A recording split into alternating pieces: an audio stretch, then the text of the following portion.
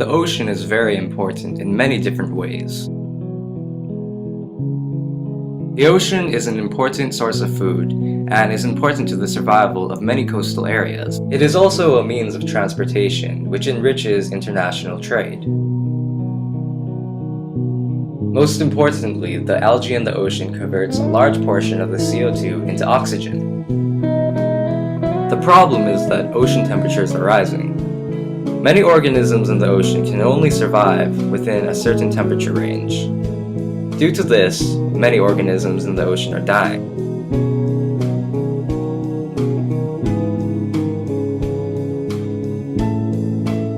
Temperatures have risen 0.18 degrees Fahrenheit within the last century.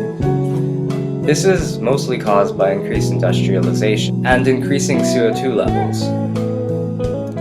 Rising temperatures causes a process known as coral bleaching, in which the microorganisms that make up coral die.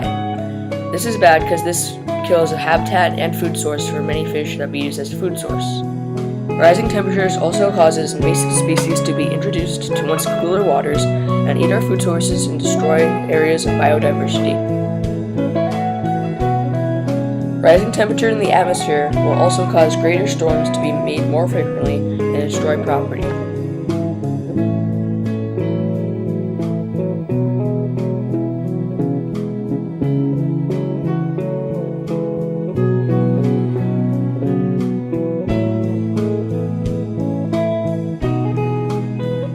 There are many ways CO2 can get into the air. Most of them are caused by humans. For example, the mass producing of goods in factories, cutting down forests, and transportation. Transportation is an especially bad one because every time we use a gallon of gas, it puts 20 pounds of CO2 into the air.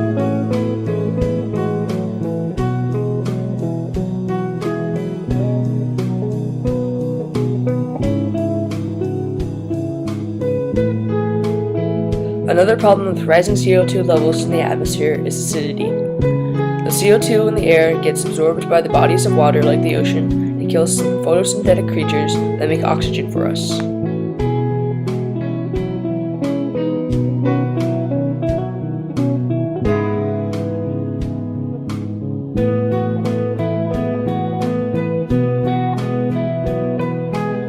One solution to fight global warming was to make something called the Kyoto Protocol. The Kyoto Protocol is an international agreement with a majority of the world's countries to cut back on CO2 emissions. The only problem is some countries don't want to take part in it.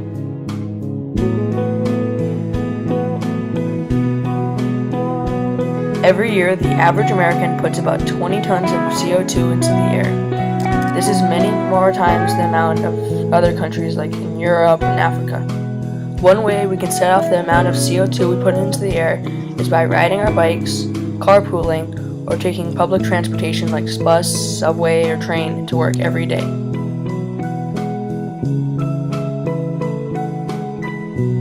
One thing communities can do is set up recycling programs so we can reduce and reuse plastic and aluminum we already use.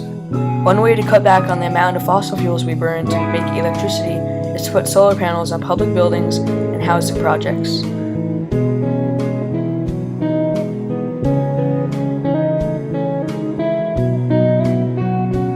To promote a healthier environment internationally, we can create treaties saying how much we will reduce, reuse, and recycle. We can beef up on our environmental security and take it just as seriously as we do wars like in Syria or in the Middle East.